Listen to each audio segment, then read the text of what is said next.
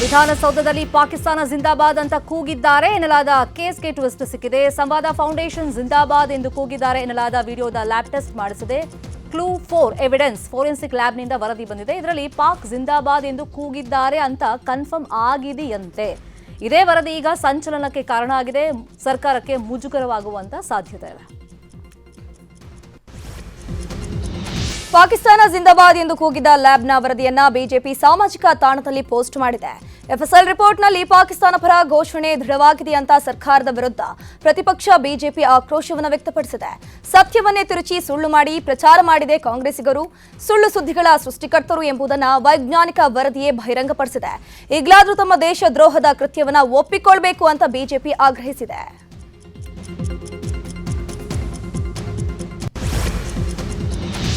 ಇನ್ನು ಪಾಕಿಸ್ತಾನದ ಪರ ಘೋಷಣೆ ಕೂಗಿದ ವಿವಾದವನ್ನ ಲೋಕಸಭೆ ಎಲೆಕ್ಷನ್ವರೆಗೆ ಜೀವಂತವಾಗಿರಿಸೋದಕ್ಕೆ ಬಿಜೆಪಿ ಪ್ಲಾನ್ ಮಾಡಿದೆ. ಆದರೆ ರಾಜ್ಯ ಸರ್ಕಾರ ಇದಕ್ಕೆ ತಿರುಗೇಟು ಕೊಟ್ಟಿದೆ. ವಿಡಿಯೋ ಬಗ್ಗೆ ಎಫ್ಎಸ್ಎಲ್ನಿಂದ ವರದಿ ಬರಲಿ, ಆಮೇಲೆ ನೋಡೋಣ ಅಂತ ಹೇಳಿ ಗೃಹ ಸಚಿವ ಡಾಕ್ಟರ್ ಜಿ ಪರಮೇಶ್ವರ್ ಹೇಳಿದ್ದಾರೆ.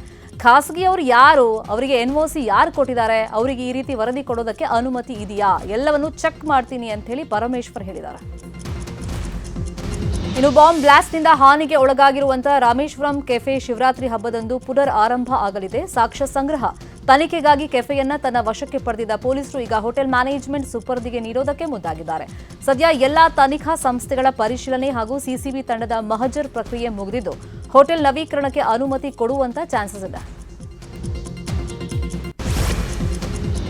ಮಂಗಳೂರಿನಲ್ಲಿ ನಾಪತ್ತೆಯಾಗಿದ್ದ ಪಿಎಚ್ಡಿ ವಿದ್ಯಾರ್ಥಿನಿ ಚೈತ್ರ ಕೇಸ್ಗೆ ಟ್ವಿಸ್ಟ್ ಸಿಕ್ಕಿದೆ. ಕತಾರ್ ದೇಶದಲ್ಲಿ ಇರೋದಾಗಿ ಚೈತ್ರ ಇಮೇಲ್ ಮೂಲಕ ಉಳ್ಳಾಲ ಪೊಲೀಸರಿಗೆ ಮಾಹಿತಿಯನ್ನ ಕೊಟ್ಟಿದ್ದಾಳೆ.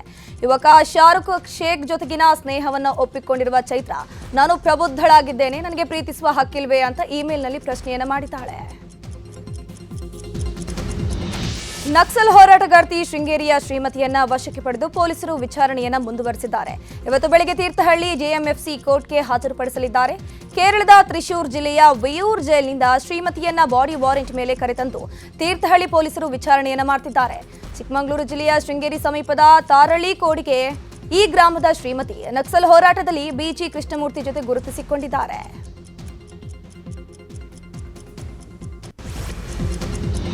ಚಿತ್ರದುರ್ಗ ಜಿಲ್ಲೆ ಹಿರಿಯೂರು ತಾಲೂಕಲ್ಲಿ 4 ಪಿಡಿಒಗಳನ್ನು ಕರ್ತವ್ಯ ನಿರ್ಲಕ್ಷ್ಯದ ಆರೋಪದ ಮೇಲೆ ಅಮಾನತು ಮಾಡಲಾಗಿದೆ. ಕರಿಯಾಲ ಗ್ರಾಮ ಪಂಚಾಯತ್ ಪಿಡಿಒ ಚಂದ್ರಕಲಾ, ಈ ಸ್ವತ್ತು ನೀಡದ ಯರಬಳ್ಳಿ ಪಿಡಿಒ ಎಸ್ ಬಸವರಾಜ್ ಹಾಗೆ ನರೇಗಾ ಕಾಮಗಾರಿ ಅಕ್ರಮದಲ್ಲಿ ಇಕ್ಕನೂರು ಪಿಡಿಒ ಮಹಂತೇಶ್ ಸಸ್ಪೆಂಡ್ ಆಗಿದ್ದಾರೆ. ಗೌಡನಹಳ್ಳಿ ಪಿಡಿಒ ತಿಪ್ಪೇಸ್ವಾಮಿ ಕೂಡ ಸಸ್ಪೆಂಡ್ ಆಗಿದ್ದಾರೆ.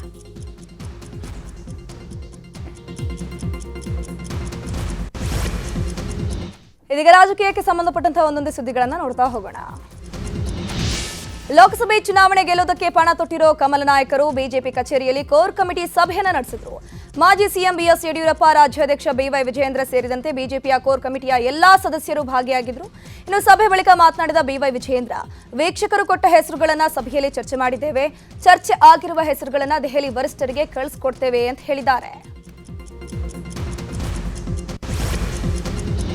ಕಿತ್ತೂರು ಕರ್ನಾಟಕ ಭಾಗದ 4 ಲೋಕಸಭಾ ಕ್ಷೇತ್ರಗಳನ್ನು ಗೆಲ್ಲೋದಕ್ಕೆ ಬಿಜೆಪಿ ಭಾರೀ ರಣತಂತ್ರ ಮಾಡ್ತಾ ಇದೆ. ಇವತ್ತು ಬಿಜೆಪಿ ರಾಷ್ಟ್ರೀಯ ಅಧ್ಯಕ್ಷ ಜೆಪಿ ನಡ್ಡಾ ಬೆಳಗಾವಿಗೆ ಬರಲಿದ್ದಾರೆ. ಖಾಸಗಿ ಹೋಟೆಲ್ನಲ್ಲಿ ಸಭೆ ಇದೆ. ಬಿಜೆಪಿ ರಾಜ್ಯಾಧ್ಯಕ್ಷ ವಿಜಯೇಂದ್ರ 4 ಜಿಲ್ಲೆಗಳ ಶಾಸಕರು, ಹಾಲಿ ಸಂಸದರು, ಕಾರ್ಯಕರ್ತರು, ಪ್ರಮುಖರ ಸಭೆಯನ್ನು ಕರೆದಿದ್ದಾರೆ. ನಾಳೆ ಚಿಕ್ಕೋಡಿಯಲ್ಲಿ ಬೂತ್ ಮಟ್ಟದ ಕಾರ್ಯಕರ್ತರ ಸಭೆ ಮಾಡಲಿದ್ದಾರೆ. ನಡ್ಡಾ ಭೇಟಿ ಹಿನ್ನೆಲೆಯಲ್ಲಿ ಇವತ್ತು ಸಂಜೆ ಬೆಳಗಾವಿಗೆ ಬಿವೈ ವಿಜಯೇಂದ್ರ ತೆರಳುತ್ತಾರೆ. ತುಮಕೂರು ಬಿಜೆಪಿಯಲ್ಲಿ ಅಸಮಾಧಾನ ಸ್ಫೋಟಗೊಂಡಿದೆ. ವಿ ಸೋಮಣ್ಣ ಬಿಎಸ್ವೈ ಭೇಟಿಯಾದ ಬೆನ್ನಲ್ಲೇ ಮಾಜಿ ಸಚಿವ ಮಾಧುಸ್ವಾಮಿ ಅಖಾಡಕ್ಕೆ ಧುಮುಕಿದ್ದಾರೆ.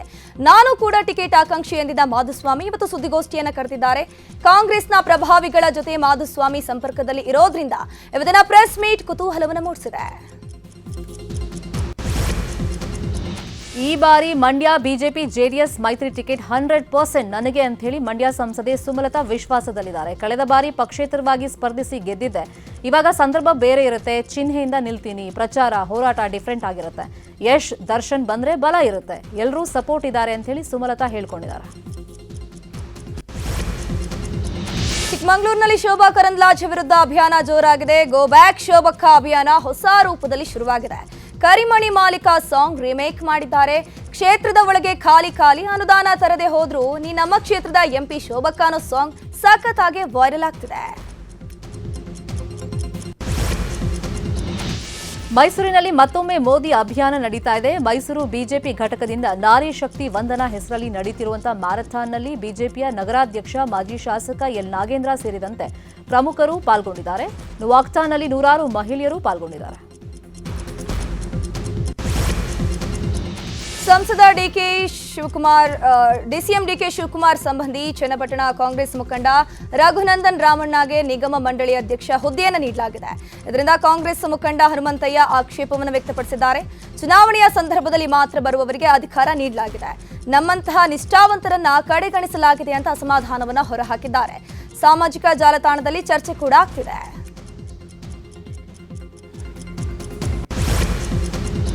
ಇದೀಗ ರಾಜ್ಯದ ಪ್ರಮುಖ ಸುದ್ದಿ ಒಂದೊಂದಾಗಿ ನೋಡ್ತಾ ಹೋಗೋಣ. ಹುಬ್ಬಳ್ಳಿಯ ಸಿದ್ದಾರೂಢ ಸ್ವಾಮಿಗಳ ಮಠದಲ್ಲಿ ಮಠದ ಟ್ರಸ್ಟ್ ಕಮಿಟಿ ಮತ್ತು ಭಕ್ತರ ನಡುವೆ ವಾಗ್ವಾದ ನಡೆದಿದೆ. ಶಿವರಾತ್ರಿ ಉತ್ಸವ ಆಚರಣೆ ಲೆಕ್ಕಪತ್ರ ಮಂಡನೆ ವಿಚಾರಕ್ಕೆ ಕರೆದಿದ್ದ ಸಭೆಯಲ್ಲೇ ಗಲಾಟೆಯಾಗಿದೆ. ಮಠದ ಅಭಿವೃದ್ಧಿ ಕೆಲಸಗಳ ಖರ್ಚು ವೆಚ್ಚದ ಕುರಿತಂತೆ ಭಕ್ತರು ಮಾಹಿತಿ ಕೇಳಿದ್ದಾರೆ. ಕಳಪೆ ಕಾಮಗಾರಿ, ಹಣ ದುರ್ಬಳಕೆ, ಅನವಶ್ಯಕ ಖರ್ಚಿನ ಕುರಿತಂತೆ ಭಕ್ತರು ಆಕ್ಷೇಪವನ್ನ ವ್ಯಕ್ತಪಡಿಸಿ ಪ್ರಶ್ನೆ ಮಾಡಿದಾಗ ಟ್ರಸ್ಟ್ನವರು ಸಿಟ್ಟಾಗಿ ಕೂಗಾಡಿದ್ದಾರೆ. ಸಭೆ ಮಾಡಲ್ಲ, ಏನ್ ಮಾಡ್ತಿರೋ ಮಾಡ್ಕೊಳ್ಳಿ ಅಂತ ಹೇಳಿ ಆವಾಜ್ ಹಾಕಿದ್ದಾರೆ ಮಠದ ಧರ್ಮದರ್ಶಿ.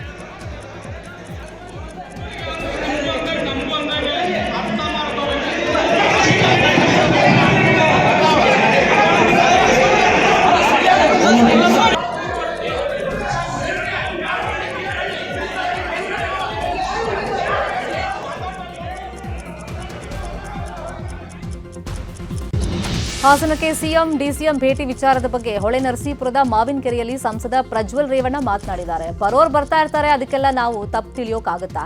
ಸರ್ಕಾರಿ ಕಾರ್ಯಕ್ರಮ ಅಂತ ಮಾಡಿದ್ದಾರೆ, 3 ರಿಂದ 4 ಕೋಟಿ ಖರ್ಚಾಗುತ್ತೆ, ಎಲ್ಲಿಂದ ತರ್ತಾರೆ? ಚರ್ಚೆ ಮಾಡಲಿ, ಸತ್ಯಾಂಶಗಳನ್ನ ಆಚೆ ಇಡಬೇಕಲ್ಲ. ಈ ಕಾರ್ಯಕ್ರಮ ನಡೆಸೋದಕ್ಕೆ ಸರ್ಕಾರದಿಂದ ದುಡ್ಡು ಕೊಟ್ಟಿಲ್ಲ. ಹಲವಾರು ಕ್ರಷರ್, ಕ್ವಾರಿಗಳಿಂದ, ಅಧಿಕಾರಿಗಳಿಂದ ಹಣ ವಸೂಲಿ ಮಾಡಿ ಕಾರ್ಯಕ್ರಮ ಮಾಡಿದ್ದಾರೆ ಅಂತ ಹೇಳಿ ಟೀಕಿಸಿದ್ದಾರೆ.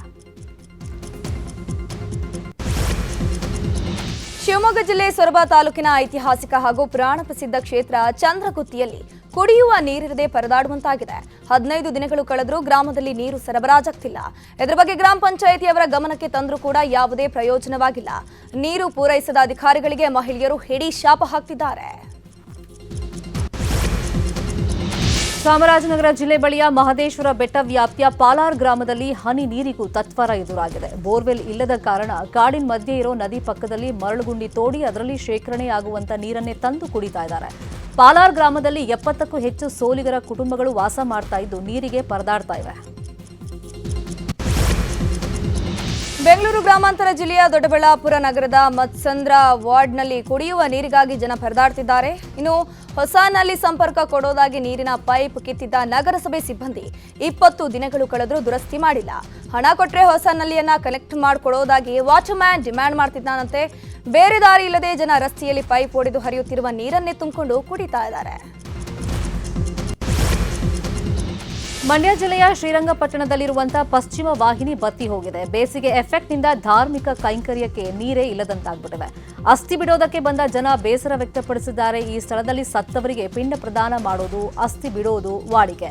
ಈಗ ನೀರಿಲ್ಲದೆ ಪಶ್ಚಿಮ ವಾಹಿನಿ ಬತ್ತಿ ಹೋಗಿದೆ. ನೀರಿಗೆ ಬಿಟ್ಟ ಮಡಿಕೆ, ಕುಡಿಕೆಗಳು ಪ್ರತ್ಯಕ್ಷವಾಗ್ತವೆ.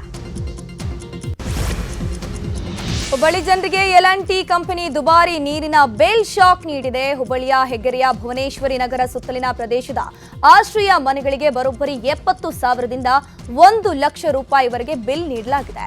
ನೀರಿನ ಬಿಲ್ ಕಟ್ಟೋಕೆ ನಾವು ಮನೆ ಮಾರಬೇಕಂತ ಪಾಲಿಕೆ ಮತ್ತು L&T ಕಂಪನಿ ವಿರುದ್ಧ ಬಡವರು ಆಕ್ರೋಶವನ್ನು ವ್ಯಕ್ತಪಡಿಸಿದ್ದಾರೆ. ಯಾದಗಿರಿ ಜಿಲ್ಲೆಯ ವಡಗೇರ ತಾಲೂಕಲ್ಲಿ ಬರದ ಛಾಯೆ ಆವರಿಸಿದೆ. ಸೂಗೂರು ಬಳಿ ಇರುವಂತಹ ಭೀಮಾ ನದಿ ಬತ್ತಿ ಹೋಗಿರೋದ್ರಿಂದ ಮೀನುಗಳು ಸಾಯ್ತಾ ಇವೆ. ಮೀನುಗಳು ಸತ್ತು ಬಿದ್ದಿದ್ರಿಂದ ನದಿ ಸುತ್ತಲಿನ ಪ್ರದೇಶ ಗಬ್ಬೆದ್ದು ನಾರ್ತಾ ಇದೆ. ನೀರಿಗಾಗಿ ಪಕ್ಷಿಗಳು ಸಂಕಷ್ಟ ಪಡ್ತಾ ಇವೆ. ಭೀಕರ ಬರ ನೀಗಿಸಲು ಕೆಲ ರೈತರು ನೆರವಿಗೆ ಹಸ್ತ ಚಾಚಿದ್ದಾರೆ. ಹುಬ್ಬಳ್ಳಿ ಸಿದ್ದಾರೂಢ ಮಠಕ್ಕೆ 30 ಟ್ರ್ಯಾಕ್ಟರ್ ಮೇವು ನೀಡಿದ್ದಾರೆ. ನಾಡಿನಲ್ಲಿ ಭೀಕರ ಎದುರಾದರೆ ಗದಗ ಜಿಲ್ಲೆಯ ರೋಣ ತಾಲೂಕಿನ ಮಾಡಲಗೇರಿ ಗ್ರಾಮದಲ್ಲಿ ಮಾತ್ರ ಸಮೃದ್ಧ ಬೆಳೆಯಾಗಿದೆ. ಈ ಗ್ರಾಮದ ಪ್ರತಿಯೊಬ್ಬ ರೈತರು ಪ್ರತಿ ಎಕರೆಗೆ 8 ರಿಂದ 10 ಚೀಲದವರೆಗೆ ಇಳುವರಿ ಬಂದಿದೆ.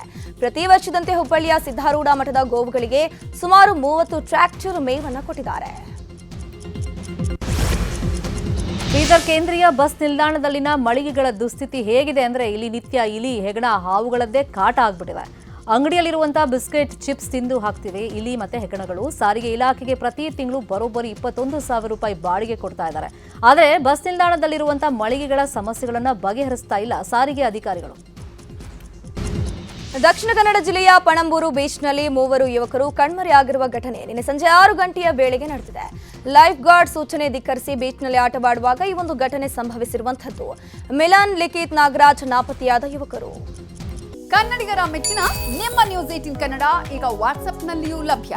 ಕರ್ನಾಟಕ ಮತ್ತು ದೇಶ ವಿದೇಶದ 360 ಡಿಗ್ರಿ ಸುದ್ದಿ ವಿವರವನ್ನ ನೀವು ನಿಮ್ಮ ಕೈ ಬೆರಳುಗಳಲ್ಲಿಯೇ ಪಡೆಯೋದಿಕ್ಕೆ ಈ QR ಕೋಡ್ ಅನ್ನ ಸ್ಕ್ಯಾನ್ ಮಾಡಿ.